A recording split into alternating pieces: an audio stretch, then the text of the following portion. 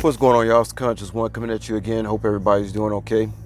Well, I'm going to entitle this one, The Attack of the Reprobates. Actually made another video, but I spelled this wrong.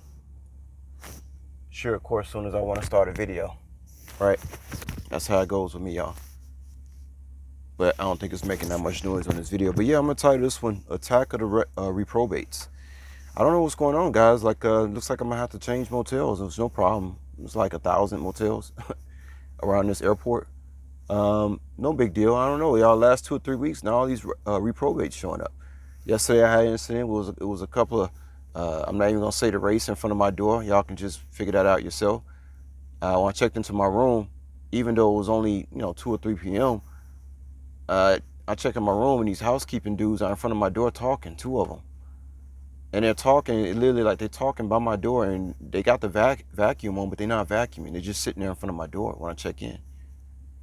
Now I know my room was like the only one I was open in the place, and they could have been there because they just could have finished cleaning. But nevertheless, when I checked in, it was time for them to stop talking in front of my door. So I ended up having to call downstairs, and then after 5 minutes passed by after I called downstairs, these dudes were still in front of my door talking. So I said, well, let me go out here and try to cool it down myself.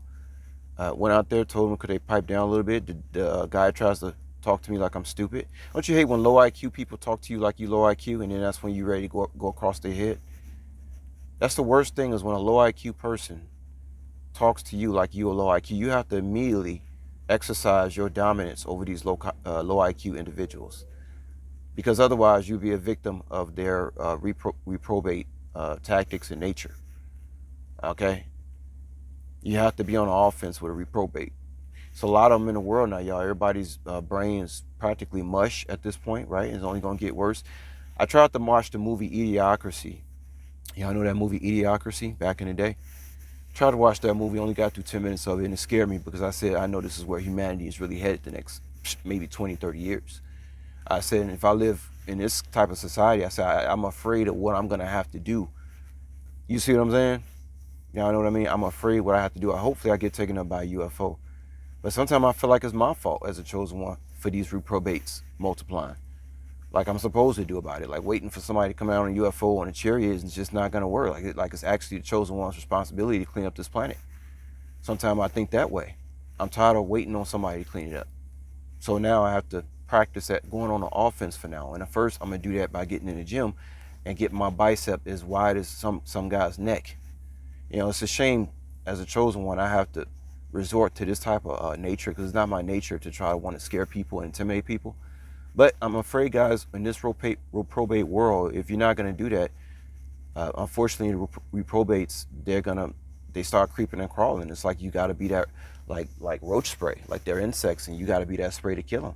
Because if you don't spray them and kill them, they're gonna multiply. They're gonna have babies. And then you think they're gonna leave you alone? No, they're gonna be creeping and crawling all around you. You don't want that, do you? So it's just serious times, y'all. And I just try to stay out as many people away as I can. But yeah, I went out and told the guys to pipe down, and the low IQ individual says, oh, he points at the vacuum like we're vacuuming. Now, at 10 minutes and went by, I already know they're not vacuuming. They're just in front of my door talking gibberish, right? Uh, at that point, when he told me that, I actually raised my eyebrows up like I'm ready to strike. And I don't care if it's 2 of them. The more, the merrier for me. Because the more people in a group there is, the more cowardly there is. Technically, I'd rather talk to any man one-on-one. But if it's a group of them, oh, then yeah, I know I'm gonna come off then. Because then when you stand up to a group of dudes, I got a story for y'all. I was in the projects on delivering for Uber Eats on a bike. Now I'm in y'all keep this in mind. I'm in the Brooklyn projects. I'm from Chicago, by the way, K-Town.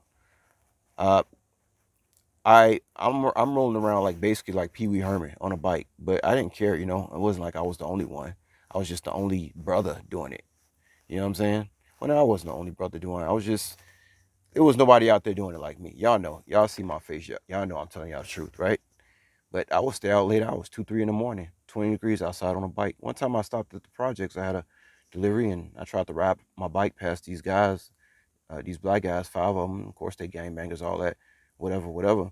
And I'm looking like Pee Wee Herman, like rolling up, like la la la la la. I mean, and I guess it's kind of funny when I think about it, because This is what I learned about when when you walk up to a group of guys in a group.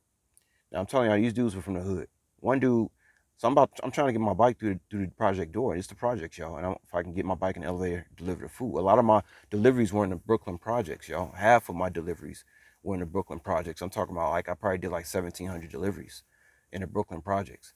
But this one particular one was pretty real bad. I didn't really have too many problems at all, but one was particularly kind of rough. But anyway, getting back to the point, these guys, I was trying to deliver the food. One guy wouldn't move in front of the door. I said, could you please move aside, please? And then he just smiled at me, and I said something about like he was talking to me like he was the person I was supposed to be giving the food to, but I knew he wasn't. And I'm like, what's the name? And I was like, and then after he told me his name, I said, that's not the name. And I smiled at him. I said, where are you from? See, automatically I went on the offense. I asked the guy where he was from.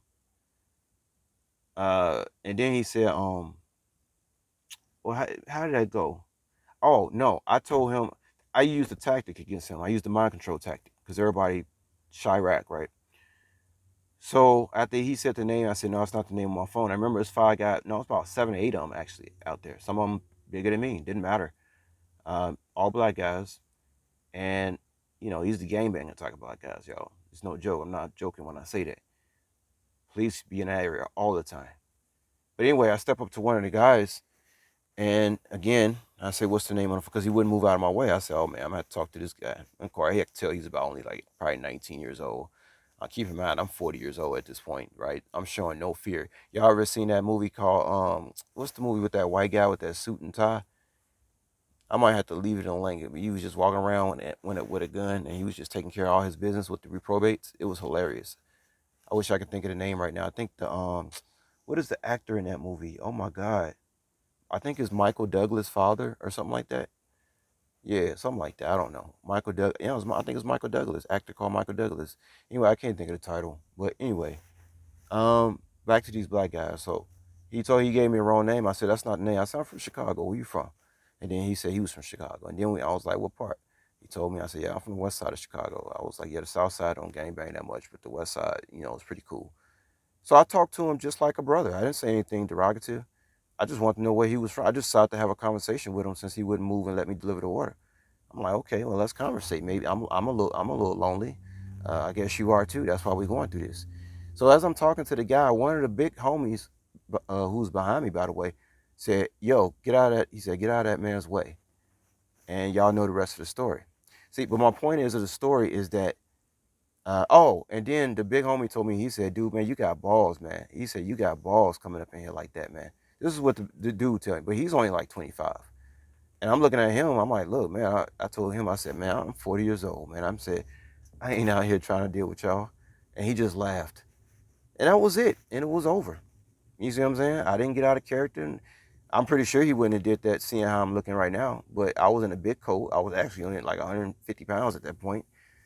And big ass coat on. I look small. You know what I mean? But that's what happened. But I realized like it's more easier for me to actually deal with guys in groups when I'm trying to get my point across. Because see, once they know that you don't have no fear, that they're in numbers, now they wondering who you are. Now they thinking I could be the police. You see what I'm saying? I'm talking like Denzel Washington. They like, man, who the fuck is this nigga? Is he the police? Is he they think you're the police because you're talking proper to them and stuff like that. So that's what happened. But yeah, I'm gonna have to switch motels. But yeah, the Mexican guys, back to the room situation, told them to pipe down. They kept talking, y'all. They kept talking. So I called back downstairs and the lady told me at the desk who got these different color eyes. I could tell she's a demon. She's a reprobate. I could just tell by the eyes. Yes, I could tell a reprobate by the eyes. Yes, I have that skill. Most of them had those hazel eyes and these different colored gray eyes and strange type of eyes. I just say that. But anyway, they don't even tell y'all. These doctors don't even tell people that the reprobate. They know which one is reprobate. When they come on the planet, they already know who you are. But anyway, I could tell she was starting to play games with me because she was a reprobate, right? Just like the reprobate. See, the reprobates are going to protect the other reprobates.